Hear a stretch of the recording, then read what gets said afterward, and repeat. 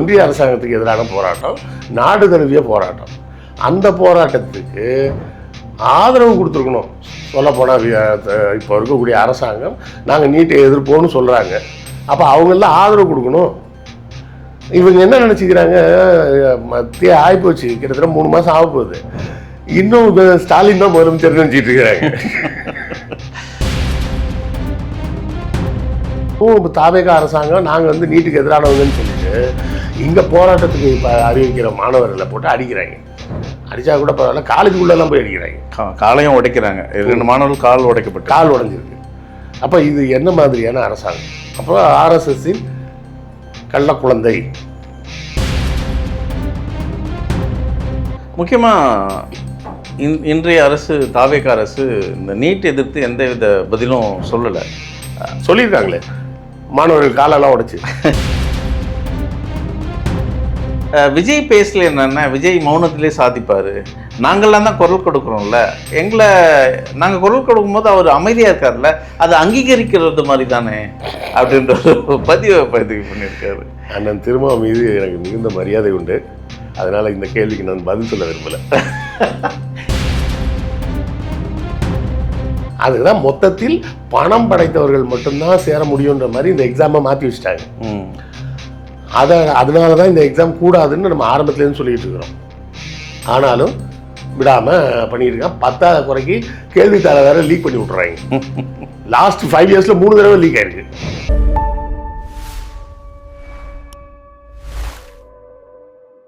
வணக்கம். இந்த நேர்காணல் நம்மோடு இணைந்திருக்கிறார் எழுத்தாளர் கிருஷ்ணவேல் அவர்கள். வணக்கம். வணக்கம். இன்னைக்கு ஒட்டுமொத்தமாக நாடே ஒரு விஷயத்தை பார்க்குது, அதுவும் இளைய தலைமுறைகளில்.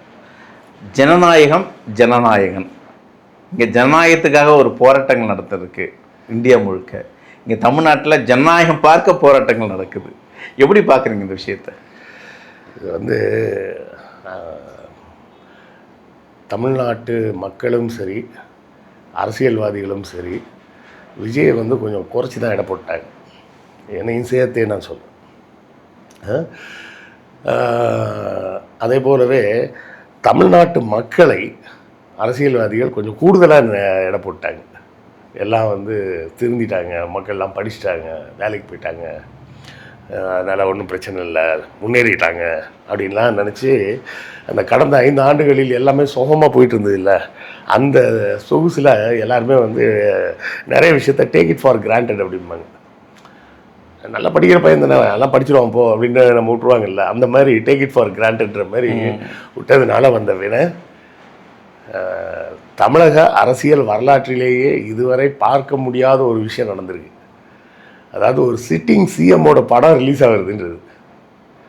இதுக்கு முன்னாடி இருந்த எம்ஜிஆருக்கோ ஜெயலலிதாவுக்கோ அவங்க சிஎம்மாக இருக்கும்போது அவங்க நடித்த படம்லாம் ரிலீஸ் ஆகலை. இவருக்கு எதாச்சும் அமைஞ்சிருச்சு, ஒரு கடைசி படம், அதோட டக்குன்னு சிஎம் ஆகிட்டார். அது இல்லாமல் சிஎம் ஆகிட்டாருன்னா யார் நமக்கும் சேர்த்து தான் சிஎம், அதனால் அதில் ஒன்றும் சொல்ல வேண்டியதில்லை. என்ன ஒன்று, இந்த அமைச்சர்கள்லாம் சேர்ந்துக்கிட்டு இன்னும் அந்த ரசிக மனப்பான்மையிலேயே இருந்துக்கிட்டு புசி ஆனந்தெல்லாம் போய் கட் அவுட் வைங்கன்னு சொல்கிறது, வாங்கிறதுக்கு மேலே கூறுறானுங்கடா. அவங்களுக்கு வந்து அது ஏற்கனவே பழக்கமான விஷயந்தான் அப்படின்னு சொன்னாலும், இப்போ புசி ஆனந்த் வந்து அவர் ரசிகர் மன்ற தலைவராக இருந்தவர், தங்களோட பதவியை மறந்துடுறாங்க. அதுதான் பிரச்சனையாக இருக்குது. நீங்கள் மே மாதத்துக்கு முன்னாடி வரனா நீங்கள் ரசிகர் மன்ற தலைவர், அதுக்கப்புறம் நீங்கள் அது கட்சியோட பொதுச் செயலாளர் அதெல்லாம் விட்டு நான் சொல்ல வரல. நீங்கள் வந்து அப்போது மே மாதத்துக்கு முன்னாடி வர நீங்கள் ரசிகர் மன்ற தலைவராக செயல்பட்டால் யாரும் ஒன்றும் சொல்ல போகிறதில்ல. நீங்கள் இப்போ ஒரு அமைச்சர் ஆகிட்டீங்க, மக்களுக்கு பிரதிநிதி. அமைச்சர் ஆகின பிறகு இன்னும் ரசிகர் மன்ற தலைவர் மேலே நடந்துக்கிறதுன்றது வந்து அவ்வளோவா ஏற்புடையதாக இருக்காது. ஏன்னா அமைச்சர் என்பவருக்கு ஒரு பொறுப்புன்னு ஒன்று இருக்குது. தொடர்ச்சியாக இவர்கள் எல்லாம் இன்னும் அந்த ரீல்ஸ் போடுற வேலையிலே இருந்துக்கிட்டு, அந்த அமைச்சர் கீர்த்தனான்றவங்க, அப்புறம் இவர் ராஜ்மோகன், இவங்கெல்லாமே இன்னும் ரீல்ஸ் போட்டுக்கிட்டே இருக்கிறாங்க. இன்றைக்கி முஸ்தபா தியேட்டரில் உட்காந்துட்டு அவரும் ரீல்ஸ் போடுறாரு. இதில் கூல் சுரேஷாவது பாராட்டலாம். கூல் சுரேஷ் எந்த படம் ரிலீஸ் ஆனாலும் அந்த படத்தை போய் பார்த்துட்டு என் தலைவன் படத்தை பார்க்க வந்திருக்கேன் பேர். அவர் அஜித் படத்துக்கும் வருவார், விஜய் படத்துக்கும் வருவார், சிம்பு படத்துக்கும் வருவார், எல்லா படத்துக்கும் வருவார். எல்லாரையும் ஒரே வரிசையில் ஒரே பார்வையில் பார்க்குறேன். ஆமாம், என் தலைவன் படத்தை பார்க்க வந்திருக்கிறேன் அப்படின்னு சொல்லுவார். இந்த வாட்டி கூல் சுரேஷை பாராட்டலாம். என்ன சொல்லிட்டாருன்னா, அங்கே என் தம்பி தங்கைகள்லாம் டெல்லியில் போராட்டம் பண்ணிகிட்டு இருக்காங்க நீட்டுக்கு, அதை விட்டுட்டு நான் இங்கே வந்து படம் பார்க்க வர முடியுமா, நிம்மதியாக என்னால் படம் பார்க்க முடியாது, நான் படம் பார்க்க வரல அப்படின்னு சொல்லி அவர் ஒரு ரீல்ஸ் போடுறாரு. சரி, கூல் சுரேஷ் ரீல்ஸ் போடுறாருன்னா பரவாயில்ல, ஒத்துக்கலாம். அமைச்சர்கள்லாம் ரீல்ஸ் போடுறாங்க. அமைச்சர்கள்லாம் போய் தியேட்டரில் போய், அதுதான் எனக்கு ஒரு சந்தேகம். இங்கே கிட்டத்தட்ட லைட்ஸ் ஆன் அப்படின்ற ஒரு கிட்டத்தட்ட ஒரு 10 கேமரா இருக்குது, லைட்ஸ் இருக்குது. அங்கே ஸ்க்ரீனை பார்த்து இவ்வளோ அழற அந்த ஷார்ட் நீங்கள் பார்த்துருப்பீங்கன்னு நினைக்கிறேன் காணொலியில். அது எப்படி கண்ணீர் வருதுன்னு எனக்கு தெரியல. சினிமா போல கிளிசரின் யூஸ் பண்ணுறாங்க, அது மாதிரி பண்ணுறாங்களோ யாருக்கு தெரியும். தொடர்ச்சியாக பார்த்தோம்னா விஜயை நம்ம வந்து எதுவும் முதலமைச்சர்ன்றதுனால குறை சொல்லக்கூடாதுன்னா ஒன்றும் கிடையாது. ஏன்னா இப்போ ஹைகோர்ட்டே வந்து சொல்லிட்டாங்க, ஹைகோர்ட்லேயே சொல்லியிருக்காங்க, அரசை எதிர்த்து ஒருவர் கருத்து சொல்வது என்பது தேச துரோக குற்றம்லாம் கிடையாது, அதுக்கு ஜனநாயக உரிமை இருக்குது. அதனால அதுக்கெல்லாம் நீங்கள் வந்து கேஸ் போட்டெலாம் உள்ள வைக்க முடியாது. அப்புறம் ஹைகோர்ட்லேயே வந்து சொல்லிட்டாங்க, நீங்கள் கண்டதுக்கெலாம் வழக்கு போட்டுக்கிட்டு இருக்க முடியாது அப்படின்னு சொல்லி அந்த கைது செய்யப்பட்ட நபரை சொந்த ஜாமீன்லேயே விட்றோம், நீங்கள் போங்க அப்படின்னு சொல்லி அனுப்பிச்சி விட்டாங்க. ஸோ இது வந்து அதிகாரிகளின் பேச்சை கேட்டு, அதிகாரிகள் வந்து நீங்கள் எப்போவுமே பார்த்தீங்கன்னா அமைச்சர்களுக்கும் முதலமைச்சருக்கும் ஜால்ரா போடுறதுல தான் குறியாக இருப்பாங்க. ஏன்னா நீங்கள் வந்து வேலை சொன்னீங்கன்னா வேலை செய்யணும். அவங்க ஏதாவது ஒரு திட்டம் அறிவிச்சிங்கன்னா அந்த திட்டத்துக்கு எங்கேருந்து ஃபண்ட்ஸை ரெடி பண்ணுறது, அந்த ஃபண்டை எப்படி அலோகேட் பண்ணுறது, அப்புறம் அந்த ஒர்க்குக்கு வந்து ஒரு ஸ்கீம் போடணும். ஸ்கீம்னா செயல் திட்டம், யார் எந்த லெவலில் அதை கொண்டு போய் எக்ஸிக்யூட் பண்ணணும், எல்லாமே பண்ணணும். இதெல்லாம் அதிகாரிகளுக்கு வேலை. இப்போ ஒரு செக்ரட்டரி இருக்காருன்னு வச்சிங்களேன், அவர் வந்து சீஃப் செக்ரட்டரிக்கு பதில் சொல்லணும். இப்போ முதலமைச்சர் வந்து ஒரு திட்டத்தை அறிவித்தாருன்னா சீஃப் செக்ரட்டரிகிட்ட சொல்லுவார், இதை நீங்கள் இந்த திட்டத்தை அறிவிக்கிறோம், இதுக்கு என்ன பண்ணுறதுன்னு உண்டான ஒரு வரைவு திட்டத்தை ரெடி பண்ணுங்கள், டிராஃப்ட் ரெடி பண்ணுங்கள் அப்படின்னு. ஆனால் அவர் என்ன பண்ணுவார், அவருக்கு கீழே இருக்கிற செக்ரட்டரிகிட்ட சொல்லுவார். அந்த துறை சார்ந்த செக்ரட்டரி இருப்பார், அதாவது சீஃப் செக்ரட்டரி எல்லாத்துக்குமே ஹெட்டு. இப்போது அந்த குழந்தைங்களுக்கு மோதிரம் போடுறோம் அப்படின்னு ஒரு திட்டம் அறிவிச்சாருன்னா ஹெல்த் டிபார்ட்மெண்ட்டில் சொல்லி இதை எப்படி செயல்படுத்தலாம் பாருங்கள் அப்படின்னு சொல்லுவாங்க. அப்போ அவர் தான் வந்து ஃபண்டு எந்த இதுலேருந்து நம்ம கொண்டு வரணும் அப்படின்றத சொல்லணும், அதுக்கு அவர் திட்டம் போடணும். இதெல்லாம் வேலை. அதை விட சிம்பிளாக அவர் டைவெர்ட் பண்ணிக்கிட்டு, இங்கே பாருங்க ஐயா, இவன் இப்படி தேவையெல்லாம் பேசியிருக்கிறான், இவனை என்ன பண்ணலான்னு அப்படியே பண்ணோம். நமக்கு டக்குனுக்கு எதனா வரும். நம்மள்கிட்ட வந்து சொல்கிறவங்க என்ன செய்தியை சொல்கிறாங்களோ அது போல அதை அப்படி தானே நம்ம உள்வாங்குவோம். இது வந்து ஒன்றுமே இல்லைங்க, அவன் எவனோ ஒரு எவனோ ஒருத்தன் ஒரு யூடியூப்பில் பேசிகிட்டு இருக்கான் அப்படின்னா அதை கண்டுக்காமல் விட்டு போயிடலாம். நம்ம வேலை செய்ய வேணான்றதுக்காக தான் அந்த அதிகாரிங்க இந்த வேலை பண்ணுறாங்கன்றது விஜய்க்கு புரியணும். அதாவது இதுதான் விஷயம். என்னென்னா ஒரு சீசன்டு பொலிட்டீஷியனுக்கும் புதுசாக வர்றவங்களுக்கு உள்ள வித்தியாசம். அவங்க சீசன்டு பொலிட்டீஷியனாக அவங்களுக்கு தெரியும், அரசியல்வாதிங்க வேலை செய்கிறது தள்ளி போட தான் பார்ப்பாங்க. அதாவது நீங்கள் வரீங்க, நீங்கள் சேனல் ஓனர், நீங்கள் வர உங்கள் ஆஃபீஸில் இருக்க யாராவது வேலை பார்த்துட்டு இருப்பாங்களா? புரியுது நீங்கள் சொல்ல வருது. நீங்கள் இல்லை என்ன சொல்லுவாங்க, நீங்கள் என்ன ஒன்றுமே சொல்லியே அப்படிமா. ஆமாம், நீங்கள் சொன்னால் கொடுக்கணும், நீங்கள் சொன்னீங்கன்னா தானே செஞ்சுருப்பேனே, இப்போ தானே சார் சொல்கிறீங்க அப்படின்னு. அதாவது அந்த ஒரு சாதாரண சின்ன யூடியூப் சேனல் ஆஃபீஸாக இருந்தாலும் சரி, ஒரு சின்ன பத்திரிக்கை ஆஃபீஸாக இருந்தாலும் சரி, ஒரு சின்ன பேங்காக இருந்தாலும் சரி, எல்லாருக்குமே இயற்கையை வந்து வேலையை தள்ளி போடுறது. 9 மணிக்கு செய்கிற வேலையா, சரி இப்போ தான் 9 மணி ஆகுது, 10 மணிக்காக பண்ணலாம் அப்படி இப்படின்னு 11 மணிக்கு தான் ஆரம்பிப்பாங்க. அது ஒரு சாதாரண லெவல்லே இதுதான்னா, அது பெரிய லெவலுக்கு போனாலும் அதே தான். ஒரு ஆள் அங்கேருந்து குத்திக்கிட்டே இருக்கணும், இது என்ன பண்ணா அதை பண்ண விடாமல் பண்ணுறதுக்கு வேறு வேலை பண்ணலாம். இப்போ குழந்தைங்க படிக்க சொன்னீங்கன்னு வச்சிங்களேன், அப்போ அதை பேர் நான் படம் வரைஞ்சிருக்கேன், அதான் பண்ணியிருக்கேன், இதை பண்ணியிருக்கேன்னு கொண்டாந்து நம்மளை டைவெர்ட் பண்ணிக்கிட்டே இருக்கும்ல, அந்த வேலையை தான் இந்த அதிகாரிங்க பண்ணிட்டு இருக்காங்க. அது புரியாமல் ஒரு சில இடத்துல நல்ல அதிகாரிகள் அமைஞ்சிருவாங்க, அவங்களுக்கு வேலை செய்யலாம் தூக்கம் வராது. அந்த மாதிரி அதிகாரிகளும் சில பேர் இருக்காங்க. அவங்களுக்குலாம் பார்த்தீங்கன்னா காலையில் 5 மணிக்கு எந்திரிச்சாங்கன்னா 7 மணிக்கே வேலையை ஆரம்பிச்சிடுவாங்க. 9-10 மணிக்கு தான் ஆஃபீஸ்னா 8 மணிக்கே ஆஃபீஸ்க்கு வந்துடுவாங்க. ராத்திரி 9 மணி வரை ஆஃபீஸ்லேயே உட்காந்துருப்பாங்க. அந்த மாதிரி சில அதிகாரிகள்லாம் இருக்காங்க. அப்படி அதிகாரிகள் அமைஞ்சால் நல்லது. ஆனால் அது வந்து ரொம்ப ரேர் கேஸு. அது ஒரு 2% இருப்பாங்க, மிச்சம் 98% இப்படி தான் இருப்பாங்க. அதை கேட்காம இவர் இப்படி பண்ணியிருக்காரு. இன்றைக்கி பாருங்கள், நீட்டுக்கு எதிராக போராட்டம் நடக்குது. நீட்டுக்கு எதிரான போராட்டம் யாருக்கு எதிரான போராட்டம்? தமிழ்நாடு அரசுக்கு எதிரான போராட்டமா? கிடையாது. இது ஒன்றிய அரசாங்கத்துக்கு எதிரான போராட்டம், நாடு தழுவிய போராட்டம். அந்த போராட்டத்துக்கு ஆதரவு கொடுத்துருக்கணும். சொல்லப்போனால் இப்போ இருக்கக்கூடிய அரசாங்கம் நாங்கள் நீட்டை எதிர்ப்போன்னு சொல்கிறாங்க. அப்போ அவங்கெல்லாம் ஆதரவு கொடுக்கணும். இவங்க என்ன நினச்சிக்கிறாங்க, மத்திய ஆகிப்போச்சு, கிட்டத்தட்ட 3 மாதம் ஆக போகுது, இன்னும் ஸ்டாலின் தான் முதலமைச்சர் நினச்சிட்டு இருக்கிறாங்க. நீங்கள் நல்லா பாருங்களேன், நான் முதல்வன் திட்டம் என்ன பண்ணாங்க, டிஎன் ஸ்கில் அப்படியே டிஎன் ஸ்கில்ஸ்னு அப் ஸ்கில்னு சொல்லி அதுக்கு இது பேரை மாற்றிட்டாங்க. அப்புறம் என்னது, இந்த மகளிர் விடியல் பேர் வந்து அப்போ விடியல் தான் அது டிஎம்கே, விடியலை தூக்கு. எங்கெல்லாம் முதல்வன் வருதோ அந்த முதல்வனை மட்டும் தூக்குறாங்க. அப்போ முதல்வன் சிஎம் தான் நினச்சிட்டு இருக்காங்க, ஸ்டாலின் தான் நினச்சிட்டு இருக்காங்க போல இருக்கு. நேற்று கூட பாருங்க, முதல்வர் காலை உணவு திட்டம் தான் அதுக்கு பேர். ஸ்டாலின் காலை உணவு திட்டம் கூட கிடையாது, அது பேர் முதல்வர் காலை உணவு திட்டம். அது எந்த முதல்வர் இருக்காரோ அந்த முதல்வரோட பேரில் தான் நடக்குதுன்னு அர்த்தம். அதுக்கு போய் பெருந்தலைவர் காமராஜர் உணவு திட்டம், காலை உணவு திட்டம், எதுக்கு இந்த பேர் மாற்றம்?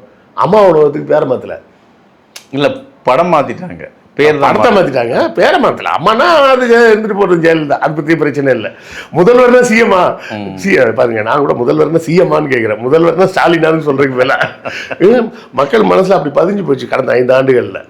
அதில் எங்கெல்லாம் முதல்வர்னு வருதோ அங்கெல்லாம் பேரை மாற்று. அப்போ முதலமைச்சர்ன்ற பதவியோட பேரையும் மாற்றிடுவாரா?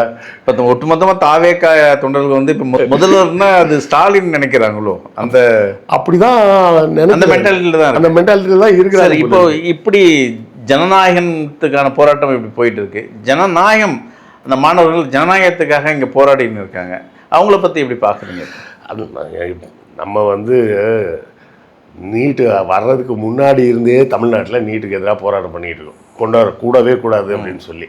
அதுக்கப்புறம் மற்ற மாநிலங்களுக்கெல்லாம் வந்தாலும் அந்த விஷயத்தில் நான் ஜெயலலிதாவை பாராட்டுவேன். நான் ஜெயலலிதா அம்மையாரை வந்து சும்மாலாம் பாராட்ட மாட்டேன். ஜெயலலிதா அம்மையாரை நான் ஒரு 3 விஷயத்துக்கு பாராட்டுவேன் முதல்ல. அதுக்கு அடுத்தால இன்னொரு 3 விஷயத்துக்கு பாராட்டுவேன். முதல் 3 விஷயம் எதுன்னு பார்த்தீங்கன்னா, வாட்டர் பாட்டில் கொண்டு வந்தாங்க. அது என்ன, வாட்டர் பாட்டில் தானேப்பா அப்படின்னு சொல்லலாம். பஸ் ஸ்டாண்டில் வாட்டர் பாட்டில் கொண்டாந்து அவங்க வச்ச உடனே பஸ் ஸ்டாண்டில் மற்றவங்க எல்லா வாட்டர் பாட்டில் கம்பெனியும் ஒழுங்கான ஒரிஜினல் விலைக்கு விற்க ஆரம்பித்தாங்க. இல்லைன்னா பஸ் ஸ்டாண்டுகளில் எப்போதுமே பெரும்பாலும் பஸ் ஸ்டாண்டு, ரயில்வே ஸ்டேஷனில் பார்த்தீங்கன்னா வெளியே என்ன ரேட்டோ அதை விட டபுள் ரேட்டில் தான் விற்பாங்க. அம்மா குடிநீர்னு ஒன்று கொண்டு வந்தாங்க. அதில் ஒரு சின்ன இடைஞ்சலாச்சு. என்னென்னா, அதை விற்பனையை ஒழுங்குபடுத்துறதுக்கு ஆள் போட முடியல அவங்களால. அதுதான் திறமையான அரசியல்வாதிக்கும் வெறுமன ஒரு முற்போக்கு பார்வை மட்டும் இருக்கிறதுக்கும் என்ன செய்யுது, அம்மா குடிநீர் வந்து பார்த்தீங்களா, வந்த உடனே என்ன பண்ணிட்டாங்க, பஸ் ஸ்டாண்டில் யாரை வச்சு விற்கிறதுன்னு தெரியல, டைம் கீப்பரை கொண்டாந்து உட்கார வச்சிட்டாங்க. அப்போ டைம் கீப்பருக்கு என்ன வேலை, பஸ்ஸுகளை பார்த்து ஒழுங்குபடுத்தி அனுப்புறது அவரோட வேலை. அவர் அந்த வேலையை பார்க்க முடியல. அந்த பஸ்ஸுகள் பூரா ரொம்ப குளறுபடியாச்சு அந்த டைமில். 2வது என்ன கொண்டு வந்தாங்கன்னா, உப்பு கொண்டு வந்தாங்க. உப்பில் என்ன பெரிய விஷயம், என்ன 10 ரூபாய்க்கு 1 கிலோ உப்பு அப்படின்னு கொண்டு வந்தாங்க. மார்க்கெட்டில் அரெஸ்ட் ஆச்சு. அந்த டைமில் உப்பு திடீர்னு விலை ஏற்ற ஆரம்பிச்சிட்டாங்க. அதுக்கு அப்புறம் அன்னையிலேருந்து இன்றைக்கி வரை அந்த உப்போட ரேட்டு ஏறாமல் இருக்குது. உப்பு வந்து சாதாரண பொதுமக்கள் பயன்படுத்தக்கூடிய ஒரு பொருள். அதை 1 கிலோ 50 ரூபா ஆகணும்னு வச்சிங்களேன், எப்படி இருக்கும் யோசிச்சு பாருங்கள். அரிசிக்கு ஈக்குவலாக ஆக்கிட்டாங்கன்னா என்ன பண்ணுறது, அதை கொண்டு வந்தாங்க. 3வது அம்மா உணவகம். அந்த அம்மா உணவகத்தோட அருமை பசியில் இருந்தவனுக்கு தான் தெரியும். ஒரு வேளையாவது பசியில் இருந்து கையில் சோத்துக்கு காசு இல்லாமல் இருந்தால் தான் அதோட அருமை தெரியும். அந்த 3 விஷயமும் சூப்பராக பண்ணாங்க. அதே போலவே பார்த்தீங்கன்னா, பாஜக ஆட்சிக்கு வந்த பிறகும் ஒரு 3 விஷயத்தை ஒத்துக்க மாட்டேன்ட்டாங்க. என்னென்னா, உணவு பாதுகாப்பு திட்டம் அப்படின்னு சொல்லிட்டு மாநில அரசாங்கங்கள் உணவுப் பொருள் கொடுக்கக்கூடாது, நாங்கள் தான் கொடுப்போம் அப்படின்னாங்க. அம்மா முடியாதுன்ட்டாங்க. ஏன்னா அப்போ அவங்க தரேன்னு சொன்னது 15 கிலோ உணவு தானியம். அம்மா இது என்ன சொல்லிட்டாங்க ஜெயலலிதா, நான் ஏற்கனவே 20 கிலோ கொடுத்துட்ருக்கேன், அதோடு சேர்த்து வேணால் இந்த 15 கிலோவுக்கு தரேன், அதை நிப்பாட்டி 15 கிலோ கொடுன்னு சொன்னால் நான் என்ன பைத்தியக்காரனா, ஏற்கனவே இது கொடுத்துட்டு இருக்கேன், அதுக்கு பதிலாக நான் தரேன் அந்த 15 கொடுன்னு சொன்னா ஏதாவது லூஸ் தரமா இருக்கு, கொடுக்க முடியாது அப்படின்ட்டு 35 ஆக்குனாங்க. அதுக்கப்புறம் தான் ஆனா இப்போ அதை ரெடியூஸ் பண்ணிட்டாங்க, ஒருத்தருக்கு 7 கிலோன்னு. இப்போ குறைச்சிட்டாங்க. இப்போ தாவேக்கா அரசு வந்த உடனே குறைச்சிட்டாங்க. ஆமா. அப்போ 2வது திட்டம் வந்து உதய் மின் திட்டத்தில் கையெழுத்து போட மாட்டேன்ட்டேன். ஏன்னா நீ வருஷம் கரண்ட் பில்லை ஏற்ற சொல்ற, நான் ஏற்ற முடியாதுன்ட்டாங்க. அதை எடப்பாடி கையெழுத்து விட்டார். அப்புறம் நீட்டு, அம்மையார் இருக்கிற வரை நீட்டு உள்ளே வரல. அவங்க ஹாஸ்பிட்டலில் அட்மிட் ஆனவுடனே இவங்க 3 பேரும் போய் கையெழுத்து போட்டு வந்துட்டாங்க. யார்? எடப்பாடி, ஓபிஎஸ், மாஃபா பாண்டியன். மாஃபா பாண்டியன் இதை விட பெரிய அயோக்கியத்தனம் என்ன தெரியுங்களா? டெல்லியில் போய் நீட்டை ஒத்துக்கிறோன்னு கையெழுத்து போட்டுட்டு சென்னை ஏர்போர்ட்டில் வந்து பேட்டி கொடுக்குறாரு, நீட்டை எதிர்த்து நாங்கள் போராடுவோம் அப்படின்னு. அரை மணி நேரத்துக்கு முன்னாடி நீங்கள் தான் ஏன் கையெழுத்து போட்டீங்க அப்படின்னு யாரும் கேட்கல. அங்கே வந்திருந்த பத்திரிகையாளர் யாருமே கேட்கல. அப்போ இப்போவும் தாவேகா அரசாங்கம் நாங்கள் வந்து நீட்டுக்கு எதிரானவங்கன்னு சொல்லிட்டு இங்கே போராட்டத்துக்கு இப்போ அறிவிக்கிற மாணவர்களை போட்டு அடிக்கிறாங்க. அடித்தா கூட பரவாயில்ல, காலேஜுக்குள்ளெல்லாம் போய் அடிக்கிறாங்க, காலையும் உடைக்கிறாங்க. 2 மாணவர்கள் கால் உடைஞ்சிருக்கு. அப்போ இது என்ன மாதிரியான அரசாங்கம்? அப்போ ஆர்எஸ்எஸ்ஸின் கள்ள குழந்தை அப்படின்னு அண்ணன் திருமாவளவன். ஏன் அதுதான் இப்போ கள்ள குழந்தைன்னா ஒத்துக்க மாட்டேன்றாரு. நாங்கள்லாம் நல்ல குழந்தை, திருமாவளவனுக்கு அப்புறம் வரேன். கள்ள குழந்தைன்னா ஒத்துக்க மாட்டேன்றாரு. ஆனால் காவல்துறைக்கு இங்கே என்ன வேலை இருக்குது? இப்போது நீங்கள் ஒரு விஷயத்த பாருங்களேன், ஜனநாயகன் படம் ரிலீஸில் நிறைய கலவரம் நடக்குது, கட் அவுட்டில் மேலே ஏறுறாங்க, அங்கே கிரிமினல் ஆக்டிவிட்டிஸ் நடக்குது, பெண்களை ஒரு மாதிரியாக பண்ணுறாங்க. ஆனால் இந்த பக்கம் வருங்கால சங்கத்தினருக்காகவும் தன்னோட கல்விக்காகவும் இங்கே போராடுறாங்க. அந்த மாணவர்களுக்கு அடி உதவி நடக்குது, இந்த மாணவர்களுக்கு செல்லம் கொஞ்சிறாங்க காவல்துறை. இந்த வித்தியாசத்தை பாருங்கள். அதுங்க, நீங்கள் அதிகாரம்ன்றது இருக்குல்ல, அது ஒரு போதை. அந்த போதை வந்து அளவே கிடையாது. நீங்கள் நல்லா கவனித்து பாருங்கள். எனக்காவது வீட்டில் குழந்தைய பிடிச்சி திட்டோம் அடிச்சிட்டோன்னு வச்சிங்களேன், அது ஒரு 2 நாளைக்கு அந்த ஹேங் ஓவர் இருந்துக்கிட்டே இருக்கும். அவங்க ஏதாவது சின்னதாக தப்புனா கூட திரும்பவும் திட்டணும்னு சொல்லும். நம்ம அதிகாரத்தை அவங்க மேலே காட்டணும். நம்ம யார் மேலே அதிகாரத்தை காட்ட முடியுமோ ஒரு தடவை காட்டினோம்னா அதோட ஹேங் ஓவர் வந்து 2 நாளைக்கு இருக்கும். 2 நாள் தொடர்ந்து அவங்கள மிரட்டிக்கிட்டே இருப்போம். அதுதான் அந்த அதிகார போதைன்றது. என்னால் ஒருத்தனை கண்ட்ரோல் பண்ண முடியும் அப்படின்றது வந்து ஒரு பெரிய போதை. நீங்கள் காவல்துறை உங்கள் கையில் இருக்குது அப்படின்றப்போ அதிகாரிகள் கூட இருக்கவன் என்ன சொல்லுவான்? ஏற்றி விடுவாங்க. அவன் நல்ல பேர் வாங்கிறதுக்கு. பாருங்க இப்படிலாம் பண்ணுறாங்க. சொல்ல வேணாம் தான் நினச்சேன், ஆனால் உங்கள் காதுக்கு சொல்லி தானே ஆகணும். இந்த கட்சிக்காரங்க பாருங்கள் இப்படி பண்ணுறான், என்ன பண்ணல, தூக்கி உள்ளே வச்சிடலாங்க. நம்மள்ட்ட தான் காவல்துறை இருக்கு. ஒரு தடவை சொல்லியிருப்பான் அவன், டக்குன்னு தூக்கி உள்ள வச்சுட்டு ஐயா அரெஸ்ட் பண்ணிட்டோம் அப்படின்னு டிஜிபி ஃபோன் பண்ணுறாருன்னு நீங்கள், அது ஒரு போதையாகிடும். அப்படியா? ரைட்டு. இன்னொரு செய்தி, இப்போ வந்து இவருக்கே தெரியும் என்ன செய்யணும்னு. டிஜிபி போடப்பட்டு அவனை தூக்கு அப்படின்றாரு. முதல் தடவை தான் அதிகாரி சொல்லணும், 2வது 3வதுக்கெல்லாம் அதிகாரி சொல்ல வேண்டியது இல்லை. அந்த போதையே என்ன பண்ணோம்? தூக்கு அப்படிங்க. அந்த இந்த படம் பார்த்தீங்கன்னா புதுப்பேட்டைன்னு நினைக்கிறேன், தனுஷ் வந்து ஜெயிலில் இருக்கும்போது சொல்லுவாப்புல, அந்த முதல்ல ஒருத்தனை போடும்போது நான் தாண்டா எல்லாம் அப்படின்னு ஒரு ஃபீல், ஒரு கொம்பு முளைக்கும் தெரியுமா? எனக்கு முளைச்சிது அந்த கொம்பு அப்படிமா. அந்த அதிகார போதை வந்து அப்படி ஒரு கொம்பு முளைக்கும். நீங்கள் நல்லா கவனித்து பாருங்கள். கல்லூரி ஆசிரியரில் விட்டுருங்க, பள்ளி ஆசிரியர்கள் இல்லை பள்ளியில் தலைமை ஆசிரியராக வேலை பார்த்தவங்க யார் சொன்னாலும் எதையும் ஒத்துக்க மாட்டாங்க. எந்த கருத்து யார் சொன்னாலும் ஒத்துக்க மாட்டாங்க. அவங்க சொன்னது தான் கரெக்டும்பாங்க. ஏன்னா பல வருஷமாக டெய்லி காலையில் ஒரு இடத்துக்கு போகிறாங்க, போனால் ஒரு 50 பேர் உட்காந்துருக்காங்க. அவர் என்ன சொன்னாலும் எல்லாரும் கேட்பாங்க, அவர் சொன்னது தான் சரின்னு எல்லாரும் கேட்பாங்க. அது உடம்புல ஊறிடுச்சு, மண்டையிலே ஊறிடும். அப்படியே கல்லூரி ஆசிரியருக்கு அப்படி இருக்காது. ஏன்னா அவருக்கு பசங்க கிண்டல் அடிப்பாங்க, ராக்கெட் விடுவாங்க, எல்லாம் பண்ணுவாங்க. அதனால் கல்லூரி ஆசிரியருக்கு அந்த ஃபீல் வராது. பள்ளி ஆசிரியர்களுக்கு தான் பார்த்தீங்கன்னா நல்லா வளர்ந்த பையனாக இருப்பான், நல்ல ஒரு 5 அடி 6 அடிக்கு இருப்பான். உட்காரா அப்படின்னா உட்காருவான், எந்திரிச்சு நில்றா எந்திரிச்சு நிற்பான்.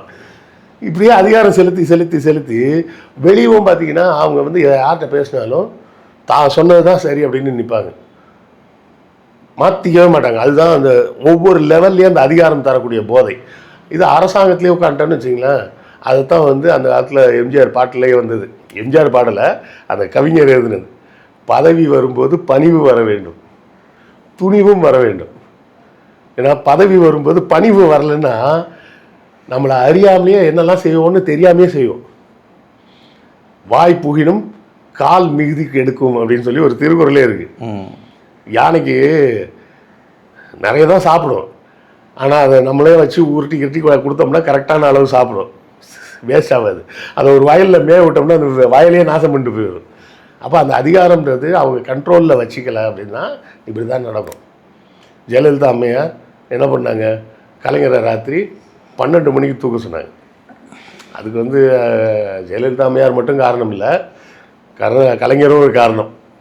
அவர் முரசொலியில் எழுதும்போது திருமதி ஜெயலலிதான்னு எழுதிட்டாரு. அந்த கடுப்பில் தான் தூக்கிட்டாங்க நைட்டோட நைட்டாக. அது ஆனால் அது செய்ய வேண்டிய அவசியம் இல்லை. இப்போ கலைஞரோ ஸ்டாலினோ அவங்கெல்லாம் முதலமைச்சராக இருக்கும்போது இது மாதிரிலாம் அரெஸ்ட் ஏதாவது பார்த்துருக்கீங்களா? அரெஸ்ட்லாம் பண்ண வேண்டிய அவசியமே கிடையாது. நீங்கள் கோர்ட்டில் நேராக கேஸை ஃபைல் பண்ணிடலாம். இப்போது நான் வந்து அவதூறு பேசுகிறேன் அப்படின்னா நீங்கள் அரெஸ்ட் பண்ணணும்னு அவசியமே இல்லை. கோர்ட்டில் நேராக கேஸ் ஃபைல் பண்ணால் கோர்ட்டு கேஸ் வரப்போது, கோர்ட்டு சம்மன் அனுப்ப போது. நீங்கள் அரெஸ்ட்டே பண்ணாலும் நீங்கள் தண்டனை கொடுக்க முடியாது, கோர்ட்டில் தான் தண்டனை கொடுக்கணும். புரியுதுங்களா? அந்த அரெஸ்ட்டுன்றதே எந்த மாதிரி குற்றங்களுக்கு பண்ணுவாங்கன்னா, இந்த திருட்டு அந்த மாதிரி விஷயங்களுக்கு அரெஸ்ட் பண்ணுறாங்க, ஓடிடுவாங்க அப்படின்னு சொன்னால் பரவாயில்ல. பொது வாழ்க்கையில் இருக்கக்கூடியவர்கள் எங்கே ஓட போகிறாங்க? ஒரு எம்எல்ஏவெல்லாம் ஏன் அரெஸ்ட் பண்ணணும்? எம்எல்ஏ என்ன ஓடி போயிடுவாரா நைட்டோட நைட்டாக? ஒரு சிலர் ஓட ட்ரை பண்ணுவாங்க, அது வேறு விஷயம். அதிமுகவில் ஒருத்தர் பெங்களூர் ஓடி போய் பெங்களூரில் அரெஸ்ட் ஆனார், ராஜேந்திர பாலாஜின்னு நினைக்கிறேன். பட் அது பேரே அரெஸ்ட்ன்றதே எதுக்குன்னா ஃப்ளைட் ரிஸ்க் அப்படிம்பாங்க. ஓடி போகக்கூடிய வாய்ப்பு இருக்கும் நபர்கள் அப்படின்றதுக்காக தான் அரெஸ்ட் பண்ணுவாங்க. மற்றபடி அரெஸ்ட் பண்ணுறதுன்றது தேவையே கிடையாது. இது சொல்கிறதே இதான் சொல்லுவாங்க, fail is the order, jail is a exemption அப்படிம்பாங்க. ஒருத்தருக்கு வந்து பெயில் கொடுக்குறதுன்றது வந்து ரெகுலரான ஒரு விஷயம். நீங்கள் கோர்ட்டுக்கு போனீங்கன்னா யாராக இருந்தாலும் உடனே பெயில் கொடுத்துருவாங்க. அப்படி இருக்கும்போது இதை அரெஸ்ட் பண்ணி எதுக்கு? இதை ஒரு சீனாக்கி என்கிட்ட அதிகாரம் இருக்குது பாரு அப்படின்னு காட்டுறது. காவல்துறை உங்கள் கையிலே இருந்தாலும் காவல்துறையால் என்ன செய்ய முடியும்? மிஞ்சி போனால் அடிக்க முடியும். அதை தாண்டி தண்டனை கொடுக்க முடியுமா? அது எந்த குற்றமாக இருந்தாலும் காவல்துறையால் தண்டனைலாம் கொடுக்க முடியாது. கோர்ட்டில் கொண்டாந்து ஒப்படைக்கணும், கோர்ட்டில் தான் டிசைட் பண்ணுவாங்க.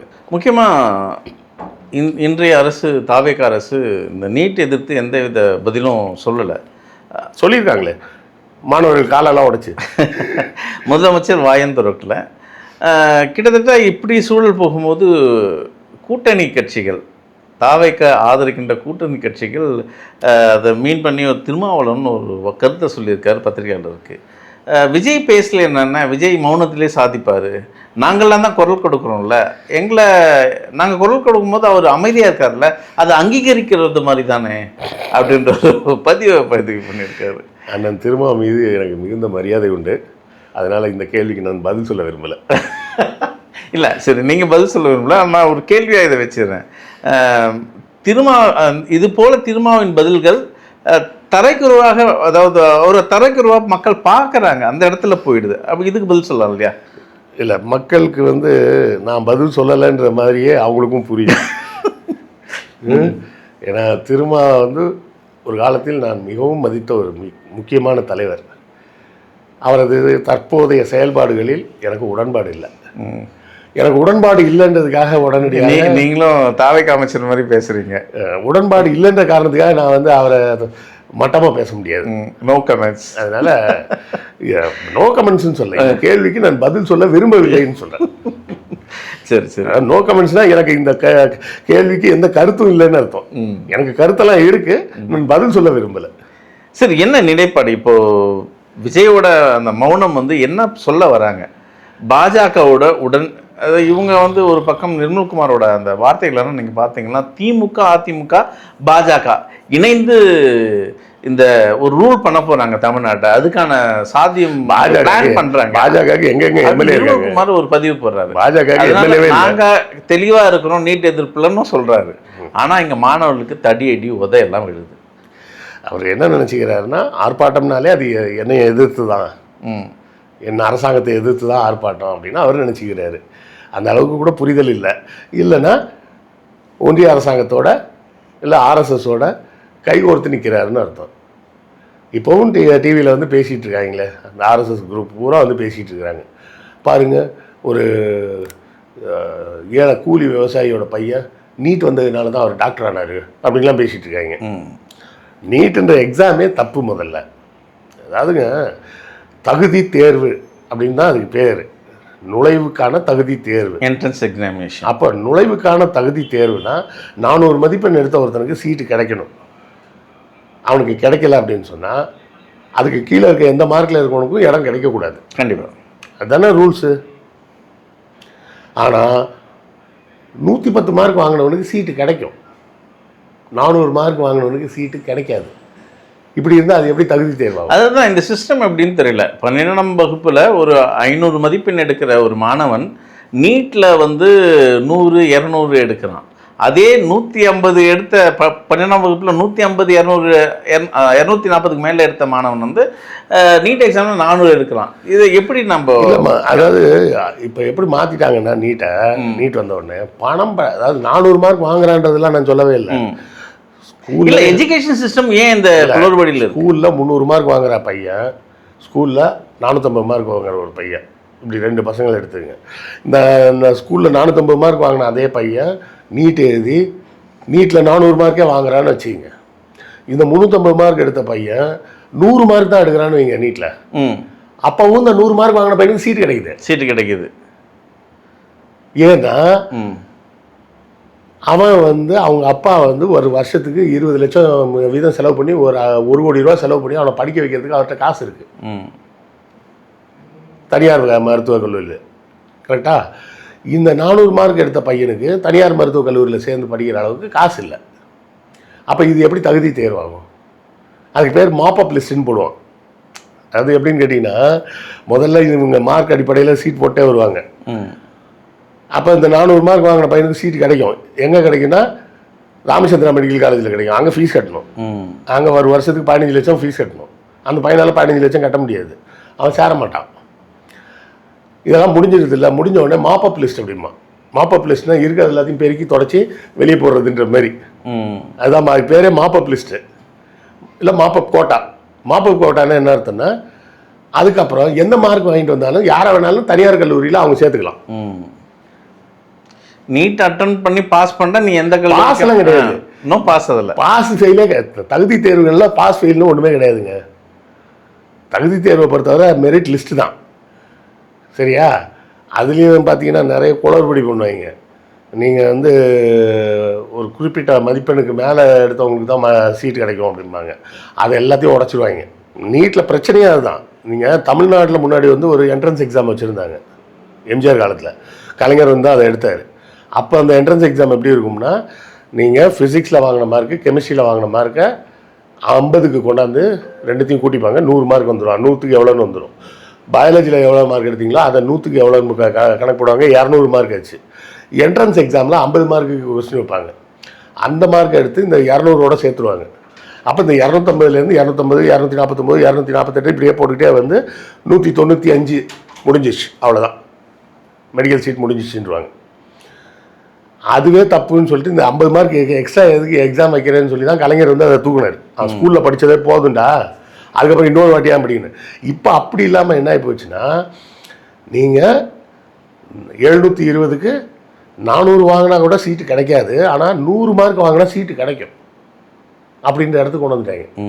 அதுக்கு பேர் வந்து பர்சன்டைல்னு பேர். பர்சன்டேஜ் இல்லை, பர்சன்டைல்னு பேர். பர்சன்டைல் அப்படின்னா என்ன அர்த்தம்னா, மொத்த மதிப்பெண்கள் என்ன எடுத்துருக்கிறாங்களோ அதை வந்து ஒரு மெரிட் லிஸ்ட் மாதிரி ஒன்று போட்டு ஒரு ஆர்டர் போட்டு இவன் 100வது இடத்துல இருக்கான், இவன் 99வது இடத்துல இருக்கான்னு போட்டுக்கிட்டே வருவாங்க. அது 50% மேலே இருந்தால் தான் சீட்டு கொடுக்கணும்பாங்க. பிஜிலலாம் 0% இருந்தாலும் சீட்டு கொடுக்குறாங்க. 0%னா அவன் மார்க் என்னவா இருக்கும் தெரியுமா? -40 இருக்கும். அப்போ யோசிச்சு பாருங்க, பிஜியில் -40 மார்க் வாங்கினவனுக்கு சீட்டு கொடுக்குறாங்க. அதுதான் மொத்தத்தில் பணம் படைத்தவர்கள் மட்டும்தான் சேர முடியுன்ற மாதிரி இந்த எக்ஸாமை மாற்றி வச்சுட்டாங்க. அதனால தான் இந்த எக்ஸாம் கூடாதுன்னு நம்ம ஆரம்பத்துலேருந்து சொல்லிகிட்டு இருக்கிறோம். ஆனாலும் விடாமல் பண்ணிட்டு இருக்கான். 10வது குறைக்கு கேள்வித்தாளை வேறு லீக் பண்ணி விட்றாங்க. லாஸ்ட் 5 இயர்ஸில் 3 தடவை லீக் ஆயிருக்கு. அப்போ சிஸ்டமில் ஏதோ ஓட்டம் இருக்குன்னு தானே அர்த்தம். கண்டிப்பாக. அப்போ ஒன்றும் இப்போ நீட்டில் மார்க்கே வாங்கலைனாலும் காசு இருந்தால் படிக்க முடியும். கொஷின் பேப்பரே வாங்குறதுக்கு காசு இருந்தால் நீங்கள் கவர்மெண்ட் காலேஜ்லேயே படிக்க முடியும். அவன் 10 லட்ச ரூபா கொடுத்து எதுக்குங்க கொஸ்டின் பேப்பர் வாங்குறான்? கவர்மெண்ட் காலேஜில் சேர்த்துட்டா ஃபீஸ் கம்மி. அதனால 10 லட்ச ரூபா ஒரு தடவை இன்வெஸ்ட் பண்ணால் ஒன்றும் தப்பு இல்லைன்னா அவன் இன்வெஸ்ட் பண்ணுறான். அப்போ இந்த அளவுக்கு ஒரு குளறுபடியாக ஒரு சிஸ்டத்தை வச்சுருக்காங்க. நாம் இங்கே ஜனநாயகம் படத்துக்கு டிக்கெட் கிட்டுக்கான்னு கேட்டுட்டு இருக்கோம். தொடர்ந்து பேசுவோம். மிக்க நன்றி. நன்றி.